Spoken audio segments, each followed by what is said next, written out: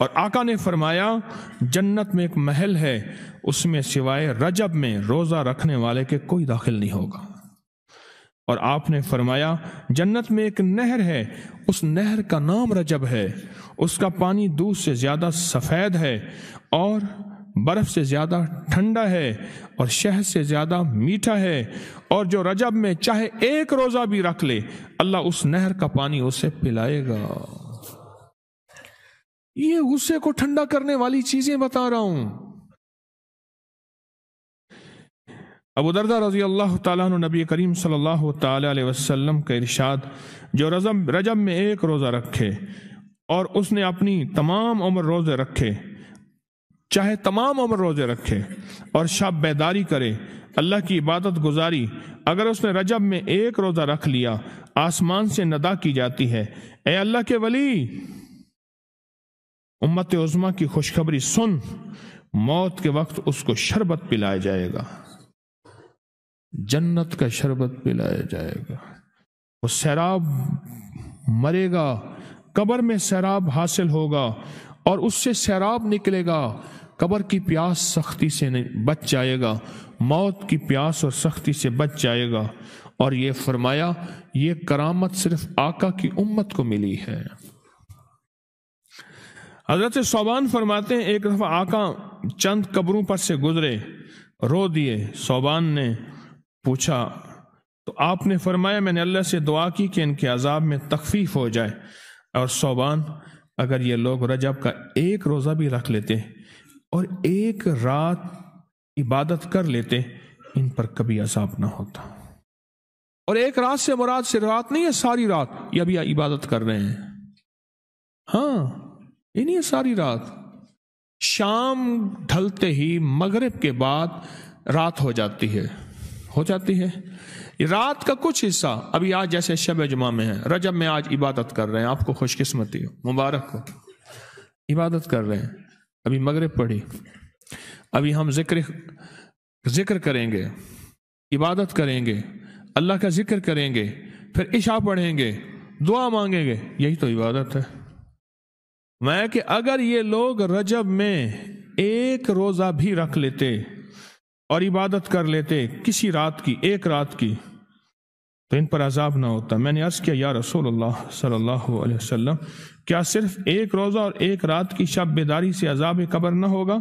فرمایا ہاں، قسم ہے اس کی ذات کی جس کے قبضے میں میری جان ہے، کوئی مسلمان مرد ہو یا عورت ایسی نہیں رجب میں ایک روزہ بھی رکھ لے اور ایک رات کی شب بیداری کرے مگر اللہ اس کے لیے 1 سال کی عبادت لکھے گا جس میں اس نے روزہ رکھا اور شب بیداری۔ 1 سال وہ جس میں ساری رات جاگا اور سارا دن روزہ رکھا، اتنا ثواب ملے گا۔ اور آپ نے فرمایا کہ اللہ کی طرف سے ایک منادی ندا کرتا ہے، اے رجب میں روزہ رکھنے والو، اللہ کی پناہ میں جنت میں داخل ہو جاؤ۔ اور ہاں فرمایا کہ قیامت ہوگی تو پکار مچے گی، رجب کے ماننے والے کہاں ہیں؟ اس وقت حجاب کے اندر سے ایک نور نکلے گا جس کے پیچھے سے جبرائیل، میکائیل، اسرافیل ہوں گے، یہاں تک کہ رجب کے ماننے والے اس نور سے گزر کر پہنچ جائیں گے جو ان کے لیے تیار کیا ہوگا اور اللہ کو سجدہ کریں گے۔ اللہ پاک فرمائیں گے تم اپنا سر سجدے سے اٹھاؤ، یہ سب دنیا میں ادا ہو چکے ہیں، اب منازل عزت کی طرف چلو، اب منازل عزت کی طرف چلو، اب منازل عزت کی طرف چلو۔ اللہ اکبر۔ اور فرمایا مغفرت ہوتی ہے اور اللہ انبیاء کی توبہ قبول کرتا ہے۔ اس رجب کے ایک روزے اور ایک تھوڑی سی عبادت سے اللہ اولیاء کو دشمنوں سے چھڑاتا ہے، اور 3 چیزیں اللہ کے ذمہ ہیں، معافی، باقی عمر کی عصمت، اور تیسری یہ کہ بڑی پیشی، یعنی روز قیامت پیاس نہیں لگے گی، روز قیامت پیاس نہیں لگے گی۔ یہ چھوٹی چھوٹی راتیں، یہ چھوٹے چھوٹے دن، یہ چھوٹے چھوٹے لمحے آتے ہیں، اور آتے اس لیے ہیں کہ ہمیں کچھ دے جائیں، اگر اس کا غصہ ہے بھی ٹھنڈا ہو جائے، اگر اس کی ناراضگی ہے بھی ٹھنڈی ہو جائے۔ اللہ اکبر۔ فرمایا، آپ فرماتے ہیں جبریل نے مجھے خبر دی ہے جب رجب کی پہلی رات ہوتی ہے اللہ ایک فرشتے کو حکم فرماتے ہیں اور وہ پکار کر کہتا ہے سن لو توبہ کے مہینے کا چاند نکل آیا۔ کس مہینے کا؟ اللہ اکبر۔ جبریل آواز دیتا ہے سن لو توبہ کے مہینے کا چاند نکل آیا، آ جاؤ اپنے لیے توبہ، امت کے لیے توبہ، اپنی نسلوں کے لیے توبہ، اپنی پچھلی نسلوں کے لیے توبہ، اپنے لیے، اپنے لمحوں، اپنی راتوں کے لیے توبہ، اپنے دن کے لیے ندامت اور توبہ۔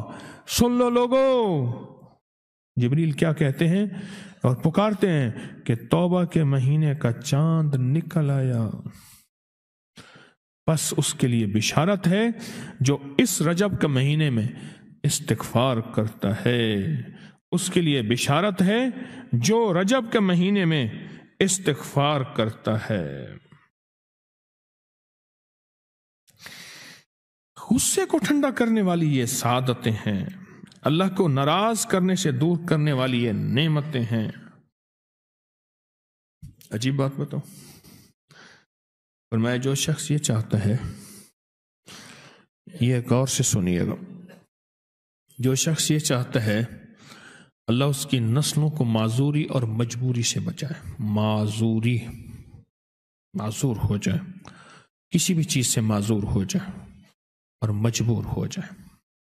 میں نے آپ کو اپنی مجبوری کا قصہ سنایا تھا، اس نے معذوری اللہ مجبوری سے بچائے کہ بے بس ہو جائے، مجبور ہو جائے۔ اور جو شخص یہ چاہتا ہے کہ اس کے ماتھے پہ نصیب اور بخت اور مقدر اتنا لکھا ہوا ہو انسان بھی پڑھ سکے،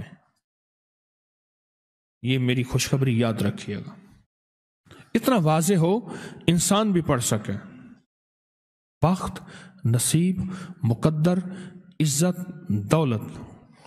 اور تیسری، جو شخص یہ چاہتا ہے اس کی پیشانی کبھی سجدوں سے محروم نہ رہے اور فرشتے اس کی پیشانی سونگ کر بتا دیں کہ یہ وہ لوگ بندہ ہے جس کے سجدے واقعی تھے، تو فرمایا وہ کبھی بھی زندگی میں کسی ایسی اللہ کے دوست کی محفل کو تلاش کرے جو لازم شب جمعہ میں ہو۔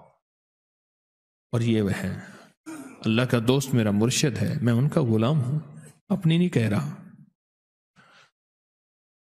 شب جمعہ، یہ شب جمعہ، جمعرات تسبیح خانے میں، اور پھر تسبیح خانے میں دعا ہوتی ہے، تھوڑی دیر کی یہ محفل ہوتی ہے۔ فرمایا آنے والے حضرات اور پوری دنیا میں اس میں شامل ہونے والے حضرات آن لائن، وہ اپنے بخت پیشانی پہ نصیب لکھواتے ہیں، سجدوں کی خوشبو بنواتے ہیں اور اللہ کے خزانوں سے پاتے ہیں۔ یہ وہ خوش قسمت ہیں جو شب جمعہ کا انتظار کرتے ہیں۔ کیا نصیب ہے، کیا مقدر ہے۔ آئے میں آپ کے خط کا ایک دوسرا حصہ بھی پڑھ کے سناتا ہوں، اور ہم ایسے ہی اللہ سے دوستی کریں۔